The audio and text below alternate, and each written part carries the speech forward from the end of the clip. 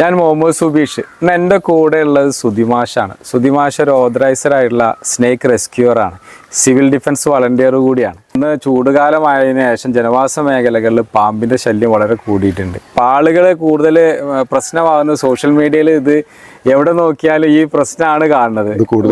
വീട്ടിലേക്ക് പാമ്പ് കയറുന്നതൊക്കെ ആയിട്ടുള്ള ഭയങ്കര ഒരു വലിയ സമ്മർദ്ദത്തിനാണ് ആളുകൾ.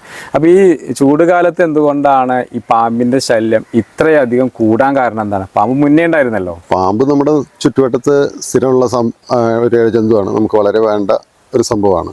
പക്ഷേ ഈ ചൂട് കൂടുന്ന സമയത്ത് അതിനും ഈ പറഞ്ഞ മാതിരി ചൂടിൻ്റെ ബുദ്ധിമുട്ട് നല്ല ഉള്ളതാണ്.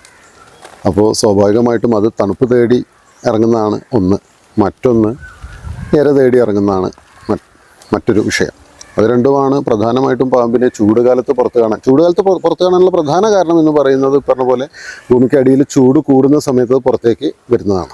എന്നിട്ട് ഇപ്പോൾ നമ്മളിപ്പോൾ നേരത്തെ പറഞ്ഞ പോലെ വീടിനോട് ചേർന്ന് നമ്മൾ ഈ വീട്ടിലെ വേസ്റ്റ് വെള്ളം വീഴുന്ന സ്ഥലങ്ങളോ അങ്ങനെയൊക്കെയുള്ള തണുപ്പുള്ള ഭാഗങ്ങളിലേക്ക് അതിൻ്റെ ആവാസം മാറ്റുന്ന ഒരവസ്ഥ. പാമ്പ് തണുപ്പ് തേടി പോകുന്ന ഒരു പ്രശ്നം പറഞ്ഞു. നമ്മൾ പറഞ്ഞു അങ്ങനെ ചൂടുകാലത്ത് പാമ്പുകളുടെ ശല്യം കൂടുന്നു എങ്കിൽ ഈ അടുത്ത് തൃശ്ശൂരിൽ ഒരു കുട്ടി മരിച്ചിട്ടുണ്ടായിരുന്നു. വീട്ടിനകത്ത് വെച്ചിട്ടാണ് പാമ്പിന്റെ കടിയേറ്റത്. അപ്പൊ അങ്ങനെയാണെങ്കിൽ എങ്ങനെയാണിത് വീടിനകത്തേക്ക് ഈ പാമ്പുകൾ എത്തുന്നത്? വീടിനകത്തേക്ക് പാമ്പുകൾ എത്തുന്നത് അതിന് ഒരു നിശ്ചിത ഉയരത്തിൽ കൂടുതൽ അതിന് സ്വയം കയറാൻ കഴിയില്ല, ഒരു സപ്പോർട്ട് ഇല്ലാണ്ട് കയറാൻ കഴിയില്ല. ഒന്നുകിൽ വീടിനോട് ചാഞ്ഞു നിൽക്കുന്ന മരങ്ങൾ, അല്ലെങ്കിൽ വീടിൻ്റെ അടുത്ത് കൂട്ടിയിട്ടിട്ടുള്ള വിറക്, അതേപോലെ എന്തെങ്കിലും വേസ്റ്റ് സാധനങ്ങൾ, ആക്രി പോലെയുള്ള സാധനങ്ങളൊക്കെ നമ്മൾ ഈ വേസ്റ്റ് കളയാൻ മടിച്ചുകൊണ്ട് അതൊക്കെ നമ്മൾ എവിടെയെങ്കിലും കൂട്ടി വെക്കും. അതൊക്കെ പിന്നീട് ഇതിൻ്റെ അവയ്ക്ക് സ്വസ്ഥമായിട്ട് ജീവിക്കാൻ പറ്റുന്നൊരു സ്ഥലമായി മാറും. കാരണം ഇത് നമ്മൾ കൊടുക്കൂല, അവിടെ സ്ഥിരമായിട്ടുണ്ടാവും. പാമ്പിനൊരു പരിധി വിട്ടിട്ടൊന്നും ഒരിക്കലും ഉയരത്തിലേക്ക് കയറാൻ കഴിയില്ല, ഒരു സപ്പോർട്ടില്ലാതെ. അപ്പോൾ അതിനുള്ള സപ്പോർട്ടിങ് സാധനങ്ങൾ എന്തെങ്കിലും വീടിനോട് ചേർന്ന് ഉണ്ടാകുമ്പോഴാണ് അത് വീട്ടിൻ്റെ അകത്തേക്ക് കയറുന്നത്. അതേപോലെ വീടിൻ്റെ ഉള്ളിലേക്ക് കയറാൻ പറ്റുന്ന വളരെ ഈസിയസ്റ്റ് വേ ആണിതുണ്ടോ, കല്ലിപ്പോൾ ഇവിടെ ഇങ്ങനെ വെച്ചിട്ടുണ്ട്. ഇതിപ്പോൾ വീടിനോട് ചേർന്നിട്ടാണ് വെക്കുന്നതെങ്കിൽ ഇതിൻ്റെ ഉൾഭാഗത്ത് നല്ല തണുപ്പായിരിക്കും. ഈ കല്ലുകളുടെ ഇടയിൽ നല്ല തണുപ്പായിരിക്കും. ഇവറ്റകൾക്ക് ഇതിൻ്റെ ഉള്ളിൽ സുഖമായിട്ട് താമസിക്കാം. കല്ലെടുക്കാത്തിടത്തോളം അത് കാലാകാലം അതിൻ്റെ ഒരു സ്വസ്ഥമായ വീടായിട്ട് അത് ഉപയോഗിക്കും. പിന്നെ അതിനകത്തുനിന്ന് ചിലപ്പോൾ പുറത്തേക്ക് ഇറങ്ങി വരാം.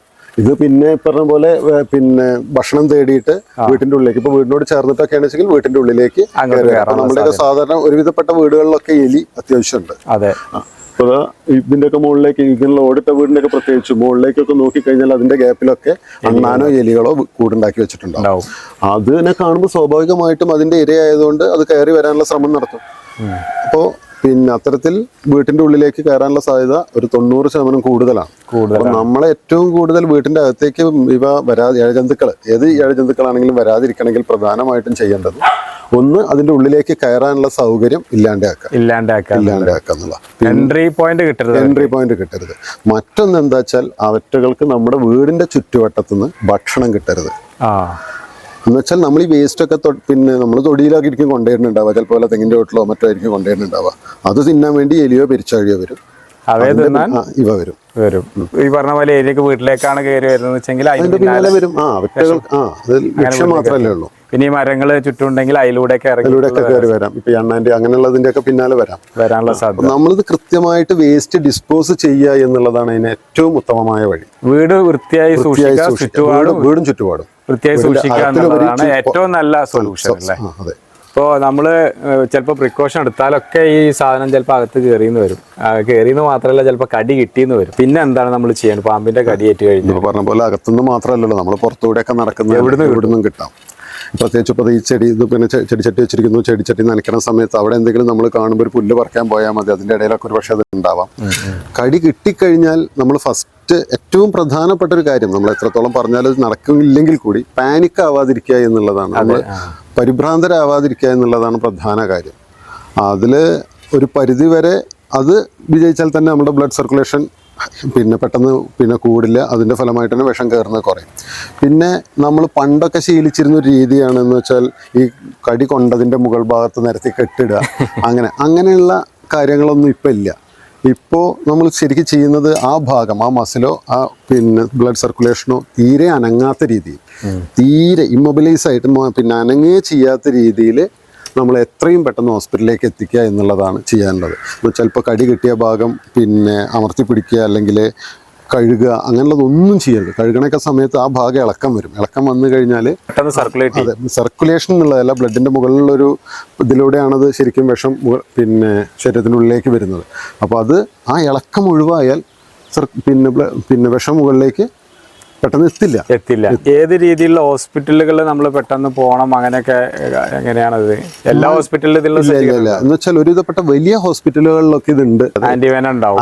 ആന്റിവെനം ഉള്ള എന്ന് വെച്ചാൽ പ്രധാനമായിട്ട് ഇപ്പോൾ മെഡിക്കൽ കോളേജ് പോലെയുള്ള, ഇപ്പോൾ മലപ്പുറത്തൊക്കെയാണെന്ന് വെച്ചെങ്കിൽ ഇപ്പോൾ മെഡിക്കൽ കോളേജ്, അൽഷിഫ, മൗലാന, അതേപോലെ EMS പോലെയുള്ള ഹോസ്പിറ്റലുകളിലൊക്കെ ആന്റിവെനം ഉണ്ടാവും. അവിടെയൊക്കെ ആയിരിക്കണം നമ്മുടെ പോക്ക്. അതെ, വേറെയുള്ള ഹോസ്പിറ്റലിൽ പിന്നെ ഒരു ഡോക്ടറെ നമുക്ക് തോന്നിയാൽ പോലും, നമുക്കൊരു സംശയം ഇതൊക്കെ അടിച്ചതാണോ എന്ന് തോന്നിയാൽ പോലും വേറൊരു ഡോക്ടറെ അടുത്ത് പോയിട്ട് അതാണോ എന്ന് ഉറപ്പുവരുത്താൻ വേണ്ടിയുള്ള ഇത് നിൽക്കരുത്. എത്രയും പെട്ടെന്ന് ടെൻഷൻ ആവാതെ ആ ഭാഗം, കടിച്ച ഭാഗം മൊത്തം, ശരീരം മൊത്തം വല്ലാണ്ട് ഇളക്കാതെ എത്രയും പെട്ടെന്ന് ഹോസ്പിറ്റലിൽ എത്തിക്കുക എന്നുള്ളതാണ് ഏറ്റവും നല്ല വഴി. ഇപ്പോൾ പ്രേക്ഷകരോട് പറയാനുള്ള ഒരു കാര്യം എന്താ വെച്ചാൽ, പാമ്പിനായിട്ട് കളിക്കരുത്. സോഷ്യൽ മീഡിയയിൽ കണ്ടിട്ടുള്ള കാര്യങ്ങൾ വെച്ചിട്ട് നിങ്ങൾ പാമ്പിനോട് ഒരിക്കലും കളിക്കരുത്. ഏറ്റവും ബെറ്റർ അടുത്തുള്ള സ്നേക്ക് റെസ്ക്യൂർ ആരാച്ച അവരുടെ നമ്പർ ശേഖരിച്ച് അവരെ ഉടനെ വിവരം അറിയിക്കുക. എന്തെങ്കിലും രീതിയിൽ നിങ്ങൾക്കൊരു പാമ്പിൻ്റെ കടി ഏൽക്കുകയാണെന്നുണ്ടെങ്കിൽ നേരത്തെ പറഞ്ഞതുപോലെ തന്നെ ആൻറ്റിവെനുള്ള ഹോസ്പിറ്റലുകളെ നോക്കി പെട്ടെന്ന് തന്നെ അവരെ എത്തിക്കുക എന്നുള്ളതാണ്. Thank you. ഒരുപാട് വിവരങ്ങളാണ് ഞങ്ങൾക്ക് വേണ്ടി തന്നത്. Thank you.